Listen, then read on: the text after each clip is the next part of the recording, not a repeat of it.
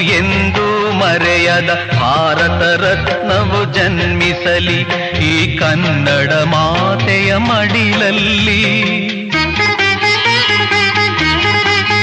ಈ ಕನ್ನಡ ನುಡಿಯ ಗುಡಿಯಲ್ಲಿ ಹಿಂದೂಸ್ತಾನವು ಎಂದು ಮರೆಯದ ಭಾರತ ರತ್ನವು ಜನ್ಮಿಸಲಿ.